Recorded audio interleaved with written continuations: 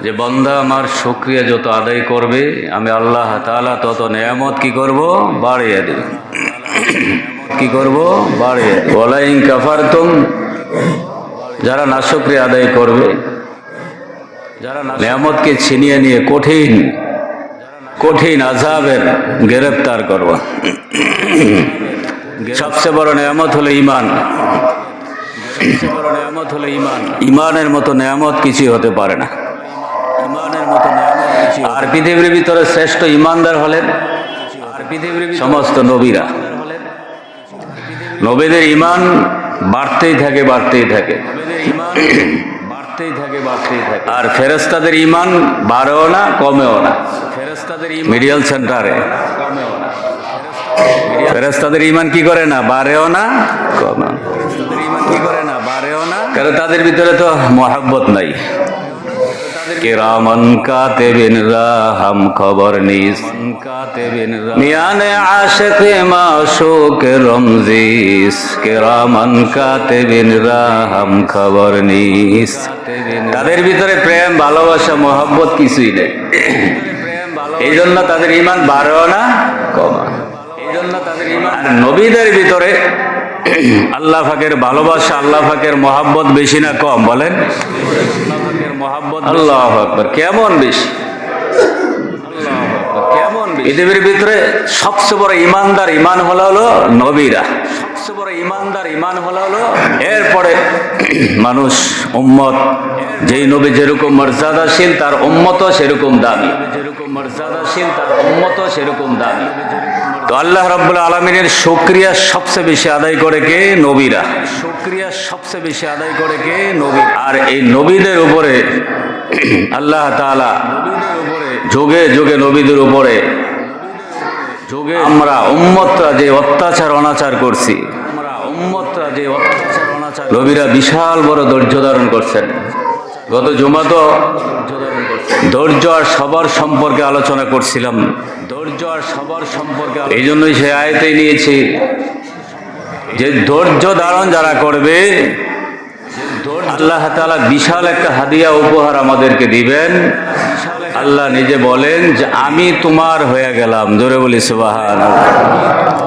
আমি আল্লাহ তোমাদেরকে হাদিয়া দিয়া দিলাম। ইন্নাল্লাহা মা'আস সাবিরিন। আল্লাহ রাব্বুল আলামিন বলেন যারা ধৈর্যশীল হবে, ধৈর্য ধারণ করবে, আমি আল্লাহ তাআলা তাদের বন্ধু হয়ে গেলাম, তাদের সাথী হয়ে গেলাম, তাদের সাথে সদা সর্বদা আমি আল্লাহ তাআলা থাকবো। জোরে বলি সুবহানাল্লাহ। বড় ধৈর্যশীল ছিলেন নবীরা, সবচেয়ে বড় ঈমানদার ছিলেন নবীরা, সবচেয়ে বড় ধৈর্যশীল ছিলেন নবীরা। আল্লাহ তাআলা বলেন ধৈর্য ধারণ করলে, শুকরিয়া আদায় করলে আমি যে নেয়ামত বাড়িয়ে দিব নবীদের মাধ্যমে আল্লাহ তাআলা দেখে দিয়েছেন। হযরত ইব্রাহিম আলাইহিস সালাতু ওয়াস সালামকে মুসলমানদের জাতির পিতা বানিয়ে দিলেন। এইভাবে বানান নাই, ওনার সিফত গুণের কারণে, আল্লাহর মহব্বত ওনার দিলের ভিতরে বেশি থাকার কারণে আল্লাহ রাব্বুল আলামিন কিয়ামত পর্যন্ত যত মানুষ দুনিয়ার জমিনে আসবে সমস্ত মানুষের জাতির পিতা ইব্রাহিম আলাইহিস সালাতু ওয়াস সালামকে বানাইয়া দিয়েছেন। ইদাস্তাদ্দাদ বিকাল বালওয়া ফাফাক্কির ফি আলাম নাশরা ফাইন্নাল উসরা ইউসরাইনি ইযা ফাক্কারতাহু ফাফরা। যত বিপদ মুসিবত আসে তুমি আমার মনে রাখবা যে বিপদ মুসিবতের পরে তোমার জন্য একটা আনন্দ রাখছে, খুশির সংবাদ রাখছে। হযরত ইব্রাহিম আলাইহিস সালাতু ওয়াস সালাম শিশুবেলা থেকেই উনি নির্যাতিত। শিশুবেলা থেকে মায়ের বুক থেকে স্তন থেকে দুধ পান করতে পারে নাই। গর্তের ভিতরে ওনাকে রাখা হয়েছে, আর উপর দিয়ে পাথর চাপা দিয়ে রাখছে। মা নমরুদের ভয়ে ওনাকে গর্তের ভিতরে রাখছে। মা যখন ওই জান গিয়া দেখেন ইব্রাহিম আলাইহিস সালাতু ওয়াস সালামের আঙ্গুল মুখের ভিতরে দেওয়া, মা যখন আঙ্গুল টান দেয় দেখে আঙ্গুল থেকে দুধের নহর বাইর হইছে। সুবহানাল্লাহ। আবার আর একটা আঙ্গুল ঢুকায়, এটা যখন টান দেয় আবার দেখতেছে মধুর নহর। আবার আর একটা আঙ্গুল টান দেয়, জান্নাতি দামি দামি খাবার আল্লাহ রাব্বুল আলামিন ইব্রাহিম আলাইহিস সালামের হাত থেকে বের করতেন। ছোটবেলা থেকেই তিনি আল্লাহ নিয়া চিন্তা ভাবনা করতেন। যখন তিনি রাআ কাওকাবান ক্বালা হাযা রাব্বি, তারকাগুলি দেখে বলে এটি আমার প্রভু।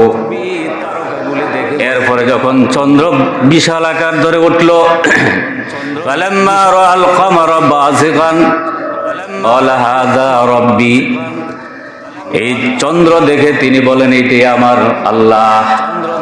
ফালাম্মা রাআ শামসা বাযিগাতান ক্বালা হাযা রাব্বি হাযা আকবার, যখন সূর্য দেখলেন তখন বলে এগুলো আল্লাহ না, এটাই বড় আল্লাহ।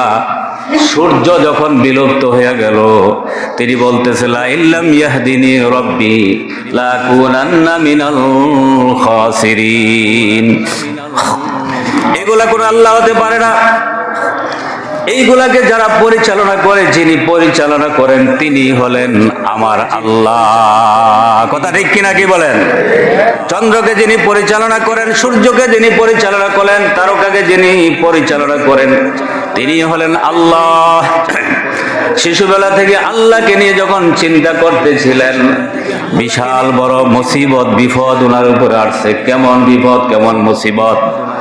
নমরুদের বড় শত্রু হয়ে গেছে, দুশ্মন হয়ে গেছে। কেমন দুশ্মন যে দুনিয়ার জমিন ওনাকে রাখা যাবে না। এই জন্য এলান করে দেওয়া হলো লাকড়ি সংগ্রহ করার জন্য। একজন মহিলা লাকড়ি বিছায়ার পায় না, সামান্য লাকড়ি আইনা বলে আমার কাছে আর কিছু নাই। বলে এটা কেন দিতেছ? এটা দিয়ে যদি ইব্রাহিমকে আগুনে জ্বালাইতে পারে আমার জন্য বিশাল সওয়াব হবে। অর্থাৎ সবাই শত্রু হয়ে গেছে, সবাই দুশ্মন হয়ে গেছে। একটা মানুষও আপন না, শুধু আপন হলেন আল্লাহ। আপন কে বলেন? আল্লাহ রাব্বুল আলামিন শুধু আপন। নিজের পিতা, আপন পিতা ওনার শত্রু হয়ে গেছে, ওনার দুশ্মন হয়ে গেছে। আগুন জ্বালানো হলো, 1 কিলোমিটার উপরে একটা পাখি গেলে পাখিটা আগুনের তাপের নিচে পড়ে যাইত। একটা মানুষের জন্য এত আগুনের ব্যবস্থা করা হয়েছে। জানে ইমানদার ইমানওয়ালার শক্তি বেশি। আল্লাহু আকবার। দুনিয়ার জমিনে একজন ইমানদার থাকলে আল্লাহ রাব্বুল আলামিন এই দুনিয়াকে কায়েম আর দায়েম রাখবে। জোরে বলি সুবহানাল্লাহ। ইমানদারকে সকলে ভয় পায়, মুমিনদেরকে সকলে ভয় পায়। একজন ইব্রাহিম আলাইহিস সালামকে আগুনে জ্বালানোর জন্য বিশাল আগুনের কুণ্ডলী বানানো হয়েছে। হাজারো চেষ্টা করতেছে আগুনে ফালানোর জন্য, ফালাইতে পারে না। আল্লাহ পাকের রহমতের ফেরেশতারা ওই গাছের ভিতরে এমন ভাবে চরক গাছে ধরে রাখছে, হাজার চেষ্টা করার পরও ইমানদার ইমানওয়ালাকে আগুনের ভিতরে ফালাইতে পারে না। শয়তান মানুষের আকৃতি ধরে বলতেছে, তোমরা যত চেষ্টা করো আগুনে ফালানো সম্ভব না। সবাই ধৈরা বলতেছে হে ইব্রাহিমের পিতা আজর তারেক, বলে আমার মনে হয় তুমি তোমার পিতাকে ভালোবাসো, তোমার পিতাকে মহাব্বত করো। এই মহাব্বতের কারণে হয়তোবা আমরা ইব্রাহিমকে আগুনে ফালাইতে পারি না। বলে তাকে আগুনে ফালাইতে হলে উলঙ্গ করে ফালাইতে হবে। এখন সবাই দূরে চলে গেছে। ইব্রাহিম আলাইহিস সালাতু ওয়াস সালামের পিতা তারেক বা আজর কাছে আসে। আসার পরে ইব্রাহিম আলাইহিস সালাতু ওয়াস সালামের গায়ের জামাটা বাবা খুলছে। যখন পায়জামার ভিতরে ধরে টান দিছে পায়জামা খুলে ফেলবে, ইব্রাহিম আলাইহিস সালাম তখনও কান্দে না। যখন বাবা পায়জামায় ধরে টান দিছে জামা খুলে ফেলবে, পায়জামা খুলে উলঙ্গ করে আগুনে ফালাবে। এখন ইব্রাহিম আলাইহিস সালাতু ওয়াস সালাম হাউমাউ করে কান্দা আরম্ভ করে দিলেন, আয় আল্লাহ, আমি দেখছি দুনিয়ার ভিতরে সব মানুষ যদি শত্রু হয়ে যায়, দুশ্মন হয়ে যায়, মা বাবা কখনো সন্তানের দুশ্মন হয় না, শত্রু হয় না। কিন্তু আল্লাহ আজকে দেখতেছি আমার জন্মদাতা পিতা পর্যন্ত আমাকে আগুনে ফালানোর জন্য তৈয়ার, আমার পায়জামা খোলার জন্য তৈয়ার। আল্লাহ আমার বুঝে এসে গেছে আপনি ছাড়া আপন দুনিয়ার জমিনে কেউ নাই। মা বাবা আপন না, মা বাবা আপন না, নিজের বন্ধু বান্ধব আপন না। যতক্ষণ পর্যন্ত টাকা থাকে, বন্ধু বান্ধব থাকে, ভাইও আপন না। ভাইয়ের স্বার্থ ছাড়া কখনো ভাইয়েরকে মহাব্বত করে না। নিজের মা বাবা পর্যন্ত সন্তানকে তেজ্যপুত্র করে দেয়। কথা ঠিক কিনা কি বলেন? ইব্রাহিম আলাইহিস সালাতু ওয়াস সালাম এখন আর চোখের পানি রাখতে পারেন না। আল্লাহ রাব্বুল আলামিনের কাছে কান্নাকাটি করেন, আল্লাহ আপনাকে সারা দুনিয়ার জমিনে আর কেউ আপন হতে পারে না। চোখের পানি ছেড়ে আল্লাহর কাছে কানলেন। আল্লাহ রাব্বুল আলামিন সাথে সাথে জান্নাত থেকে জান্নাতের পোশাক ওনার গায়ে পরাইয়া দিলেন। জোরে বলি সুবহান। ধৈর্য ধারণ করার কারণে, আল্লাহ রাব্বুল আলামিনের কাছে চাওয়ার কারণে আল্লাহ রাব্বুল আলামিন দুনিয়ার নোংরা পোশাক থেকে বাদ দিয়ে আল্লাহ তাআলা জান্নাতের পোশাক পরাইয়া দিলেন। সুবহানাল্লাহ। কি পোশাক পরাইয়া দিলেন? জান্নাতের পোশাক। এই জান্নাতের পোশাক পরিধান করলেন। অনেক বড় ইতিহাস ঘটনা। ওনাকে আগুনের ভিতরে ফালানো হয়েছে। দীর্ঘ 40 দিন পর্যন্ত তিনি আগুনের ভিতরে ছিলেন। 40 দিন আগুনের ভিতরে ছিলেন। শরীরের একটা পশম পর্যন্ত পড়ে না। আগুনের ভিতরে ছিলেন, ফুল বাগানের ভিতরে ছিলেন। যেই লাকড়িগুলি সেখানে আগুনের জন্য ফালানো হয়েছে, সেই লাকড়িগুলা থেকে গাছ উৎপন্ন হইয়া ওই লাকড়িগুলার ভিতরেই আল্লাহ তাআলা ফুলের বাগান বানাইয়া দিয়েছে। সুবহানাল্লাহ। ফুলের বাগান, বাগিচা বানিয়ে দিয়েছে। ওই জায়গার ভিতরে তিনি 40 দিন পর্যন্ত সেখানে ছিলেন। এখান থেকে যখন নাজাত পাইলেন, পাওয়ার পরে এখন ওনার মনটা ভালো না। মানুষে জিজ্ঞাসা করে, আপনি আগুনের ভিতরে ছিলেন, এখন তো নাজাত পেয়ে গেলেন, আপনার মন খারাপ কেন?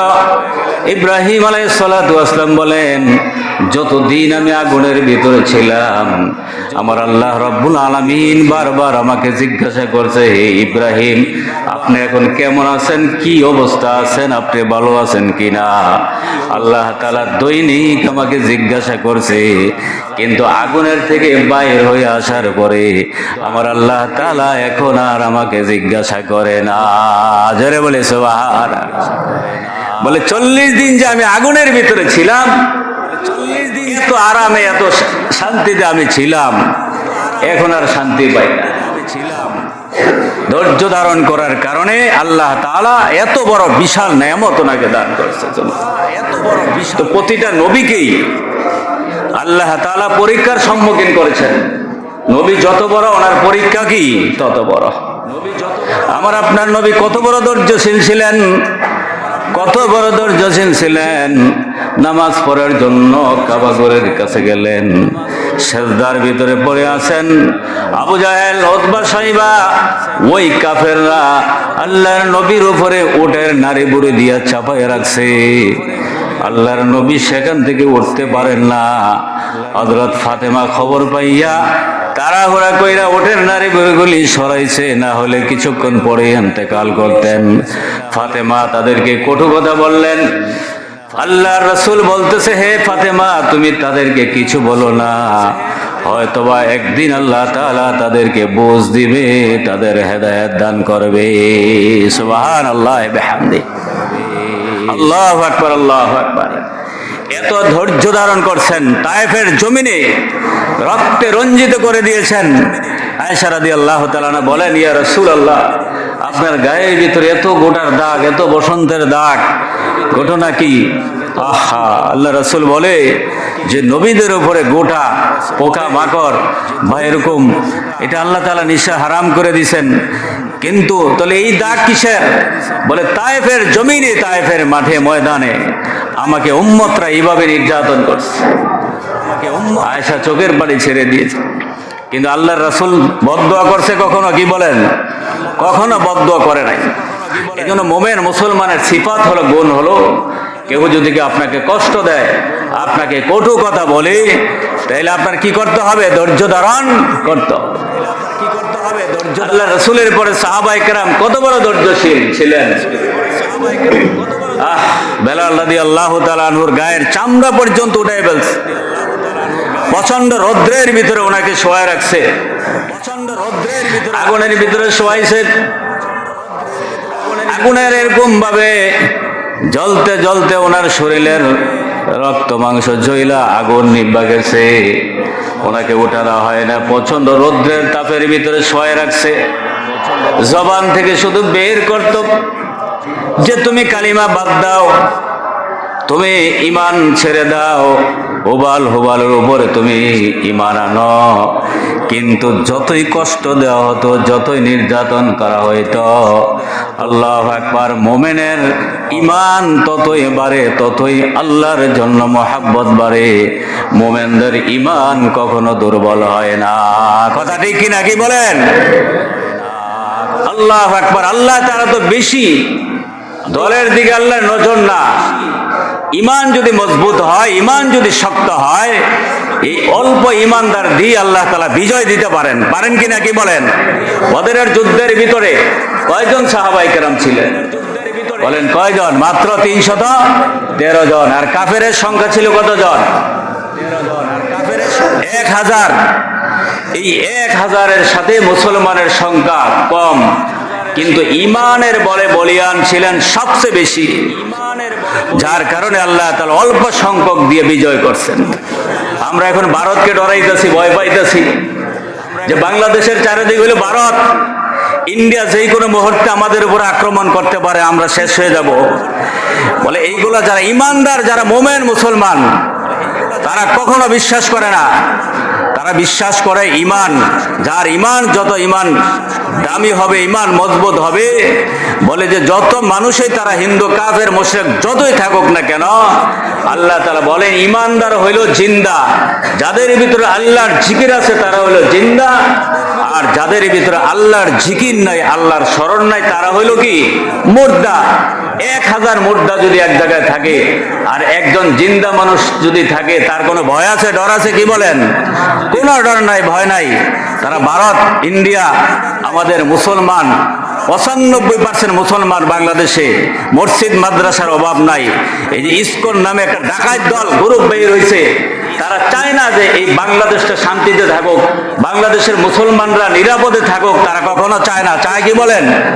যদি চাইতো, তারা প্রতিটা মুহূর্তে মুসলমানদেরকে ধ্বংস করার জন্য এক এক সময় এক একটা রূপ ধারণ করে তারা বের হয়। তারা এই ধরনের আক্রমণাত্মক কাজ তারা আমাদের বাংলাদেশের ভিতরে করার চেষ্টা করতেছে।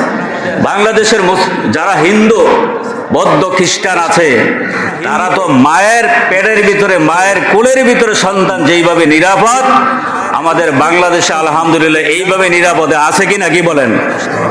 হিন্দুদের উপরে আমরা মুসলমানরা কখনো আক্রমণ করছি? বলেন করছি কখনো? কোন মুসলমানরা কি বাংলাদেশের মন্দির ভাঙছে কখনো? ভাঙে নাই, তারাই ভাঙছে। তারা নিজেরা ভাঙা মুসলমানদের উপরে দৌড় দিতেছে। এই ইসকন যেটা বলতেছেন, মুসলমানদেরকে একজন অ্যাডভোকেটকে মারা হয়েছে, এরপরে তারা বিতর্কত ভাবে 99% মুসলমানদেরকে এখন এই কমাইতে 80%, 50% এইভাবে আনার জন্য তারা পায়তারা করতেছে। এমনকি মুসলমানদের সন্তানদেরকে তারা মেয়েদেরকে লালায় দিছে, প্রেমের ভালোবাসা সুতা দইরা মুসলমানদেরকে হিন্দু বানানোর চেষ্টা করতেছে। তারা এই ধরনের পুরা বিশ্ব থেকে তাদেরকে নিষিদ্ধ ঘোষণা করছে, কিন্তু বাংলাদেশে এখনো নিষিদ্ধ ঘোষণা করা হয় নাই। এই জন্য ভাই, আলেম ওলামারা যদি কখনো আপনাদেরকে ডাকে, আহ্বান করে এই বিষয়ে প্রতিবাদ করার জন্য, আপনারা যাবেন কিনা? কে বলেন? ইনশাআল্লাহ। একটা গোলাম আহমদ কাদিয়ানি, সে মুসলমান নাম ধরে বাংলাদেশের ভিতরে এই গ্রুপ বিশ্বের কোথাও নাই, শুধু বাংলাদেশের ভিতরে আসলে ঢুকে, মানে যেখানে আসল জিনিস যেটা আসল, এটাকে নকল করার জন্য সবাই চেষ্টা করে। কি বলেন? স্বর্ণের দাম বেশি, এই স্বর্ণকে নকল করে কত ধরনের জিনিস বানাইছে। এই জন্য বাংলাদেশের ভিতরে আলহামদুলিল্লাহ খাঁটি মুসলমানের সংখ্যা সবচেয়ে বেশি। না হলে দেখেন কোরআন আল্লাহ পাকের কালাম নাজেল হয়েছে মক্কা মদিনাতে, মক্কা মদিনাতে কোরআন নাজেল হয়েছে। কিন্তু পৃথিবীর 70-80টা দেশের ভিতরে যখন কোরআনের প্রতিযোগিতা হয় তখন 1 নম্বর 2 নম্বর 3 নম্বর কে হয়? বাংলাদেশের ছেলেরা হয় না, কি বলেন? বাংলাদেশের ছেলেদেরকে আল্লাহ তাআলা বানায়। এই জন্য বাংলাদেশের ভিতরে কোরআনের মর্যাদা ফজিলত, কোরআনের উপর আমল করার জন্য চেষ্টা করি, কোরআনের উপর আমল করার জন্য। আল্লাহু আকবার। এই ধরনের শত্রু ভিতরে ভিতরে অনেক শত্রু আমাদের বাংলাদেশের ভিতরে, শকুনের নজর বাংলাদেশে পড়ছে। এই জন্য আমাদের ভাই সতর্ক থাকা উচিত। মুসলমান ভেদাভেদ না রেখে কে কোন দল করি সেদিকে না রেখে এখন এই বর্তমান সময়ে আমাদের ঐক্য হওয়ার প্রয়োজন, এক হওয়ার প্রয়োজন। আমরা চেষ্টা করব সকলেই, যদি ওলামায়ে কেরাম কোনো বিষয়ে কোনো ব্যাপারে ডাকে আমরা সেই ডাকে সাড়া দেওয়ার চেষ্টা করব। কি বলেন ইনশাআল্লাহ? ভারতে ইন্ডিয়া আমাদেরকে এটা বন্ধ করে দিবে, সেটা বন্ধ করে দিবে। রিজিকের মালিককে বলেন, কে মালিক? রিজিকের মালিককে বলেন। সাহাবায়ে কেরাম যুদ্ধের ময়দানে গেছে, খাবার ব্যবস্থাই নাই, কি খাবে কি করবে, কঠিন পেরেশানির ভিতরে পড়ে গেছে, যে এখন মরা ছাড়া কোনো উপায় নাই। আমির সাহেব জিম্মাদারকে বলা হলো কি করা যায়? খানার ব্যবস্থা নাই, পানির ব্যবস্থা নাই, সমুদ্রে পাড়ি দিতে হবে। সমুদ্রের পানি হলো নোনা পানি, এগুলোও খাওয়া যাবে না। বলে দোয়া করেন। দোয়া করতে আরম্ভ করে দিয়েছে, এমন দোয়া, আল্লাহু আকবার। দোয়া করছেন, দোয়ার কারণে আল্লাহ তাআলা সাগর থেকে এমন এক মাছ উঠিয়ে দিছে, যেই মাছ সাহাবায়ে কেরাম 3 দিন 4 দিন 7 দিন খাওয়ার পর ওটা শেষ হইতেছে না। জোরে বলি সুবহানাল্লাহ। এই সাগরের মাছ আল্লাহ রাসূলকে আইনা সাহাবায়ে কেরাম খাওয়াইছেন। আল্লাহু আকবার। তাহলে রিজিকের মালিক কে বলেন? ভারত ইন্ডিয়া মাল না দিলে কি আমরা মরে যাব? আগের জমানায়, আজ থেকে 20-30 বছর আগে জমিন ছিল বেশি, মানুষের সংখ্যা ছিল কি কম? ছিল না, কি বলেন? মানুষের সংখ্যা ছিল কম, কিন্তু জায়গা জমিনের অভাব ছিল না, সব খালি মাঠ ময়দান। বছরে একবার ফসল হইতো। এরপরও আমাদের গ্রাম দেশে, আমাদের দেশে কার্তিক মাস আইলে অবস্থা খুব করুণ হয়ে যেত, না খায় পর্যন্ত থাকতে হইতো, কারণ ওই সময় খাবার ব্যবস্থাই নেই, চাল নাই। কিন্তু আল্লাহ সুবহানাহু ওয়া তাআলা এখন বর্তমানে কি করছে বলেন? জমিনের সংখ্যা কমতেছে কিন্তু খাবার সংখ্যা কি করতেছে? বাড়তেছে। আমাদের এলাকার ভিতরে 3টা-4টা ফসল হইতেছে। এখন এই ছাদের উপরে পর্যন্ত তরি তরকারি গাছ গাছরা মানুষে লাগায় খাইতেছে কিনা, কি বলেন? জামাই বেড়াইতে আইলে শ্বশুর বাড়িতে মুরগি দৌড়াইতে দৌড়াইতে জান শেষ। আগের আমলের কথা বলি, জাল পাইতা তারপরে মুরগি ধরতো। এখন আর এইভাবে দৌড়ান লাগে নাকি মুরগি, কি বলেন? মুরগির অভাব আছে। আল্লাহু আকবার। রিজিকের মালিককে নাহনু নারযুকুকুম লা তাকতুলু আওলাদাকুম খাশিয়াতা ইমলাক। রিজিকের ভয়ে তোমরা তোমাদের সন্তানকে হত্যা করো না। রিজিকের মালিককে আমি আল্লাহ তাআলা। কাজে ইন্ডিয়া বন্ধ করে দিবে, ভারত বন্ধ করে দিবে, এই চিন্তা ভাবনা যেন আমাদের জেহেনের ভিতরে না আসে। মুসলমান যদি ঐক্য হয়ে যায়, মুসলমান যদি এক হয়ে যায়, আল্লাহর কাছে দোয়া করে আল্লাহ তাআলা রিজিকের কি করে দিবেন বলেন? ব্যবস্থা করে দিবেন। মদিনার ভিতরে বিশাল দুর্ভিক্ষ আরম্ভ হয়েছে, কঠিন দুর্ভিক্ষ। ওমর রাদিয়াল্লাহু তাআলার আমলে মানুষ না খাইয়া মরার অবস্থা। ওনার কাছে সকলে আর চাইছে, বলতেছে মিশরে তখন অবস্থা খুব ভালো। সাদ বিন আবি ওয়াক্কাস রাদিয়াল্লাহু তাআলা সেখানে বলে যে ওনার কাছে চিঠি পাঠাইলে উনি এখান থেকে কিছু দিবে, দেওয়ার পরে আমাদের জন্য সবচেয়ে ভালো হবে। বলে ওমর রাদিয়াল্লাহু তাআলা চিঠিও লেখলেন, কাসেদকে পাঠাবেন। এর পরের দিন তিনি পাঠাবেন যে আমাদের মদিনার অবস্থা খুব করুণ, এরকম কিছু মাল সামানের রসদ পাঠিয়ে দাও। আল্লাহু আকবার। চিঠি লেখলেন, পাঠাবেন। রাত্রিবেলা তিনি যখন ঘুমাইছেন, আল্লাহর নবী আয়েশা বলে, হে ওমর, তোমাকে কি জিম্মাদারি দেওয়া হয়েছে, দায়িত্ব দেওয়া হয়েছে অন্যর কাছ থেকে খাবার আইনা খাওয়ার জন্য? তোমার আল্লাহ কি মইরা গেছে নাকি? তুমি কেন খাবারের জন্য মিশরে পাঠাইতেছ? জোরে বলি সুবহানাল্লাহ। আল্লাহ কি মারা গেছে নাকি? আল্লাহকে চিনো না? এইগুলাইকে তোমাদেরকে শিক্ষা আমি দিয়ে গেছি। মদিনার গভর্নর তোমাকে বানানো হয়েছে মানুষের কাছে ভিক্ষা করার জন্য। আল্লাহু আকবার। হযরত ওমর রাদিয়াল্লাহু তাআলা আনহু ঘুমের থেকে জাগ্রত হইয়া চিঠি ছিঁড়ে ফেললেন, আর যাকে পাঠাবেন তাকে বললেন যে যাইতে হবে না। সকল সাহাবায়ে কেরামদেরকে নিয়ে স্বপ্নের ব্যাখ্যা করলেন, আর এমন ভাবে দোয়া করতে আরম্ভ করে দিলেন। আল্লাহু আকবার। দোয়ার বিনিময়ে দেখতেছে এর পরের দিনেই বিভিন্ন জায়গা থেকে মদিনার ভিতরে খাবার ঢুকতেছে। জোরে বলি সুবহানাল্লাহ। আল্লাহু আকবার। রিজিকের মালিক কে বলেন? আল্লাহর উপরে আমরা একই বিশ্বাস রাখবো। আমাদের কি যদি কেউ রাঙ্গা চোখ দিয়ে তাকাইতে চায় সেটার দিকে আমরা পরোয়া করব না, কি বলেন? ইনশাআল্লাহ ওলামায়ে কেরাম যেদিকে ডাকবেন, তৎকালীন দল যেদিকে ডাকবেন সেদিকে ডাকার সাড়া দিব। আল্লাহ তাআলা আমাদেরকে আমল করার তৌফিক দান করুক। আলহামদুলিল্লাহ, আমাদের চতুর্থ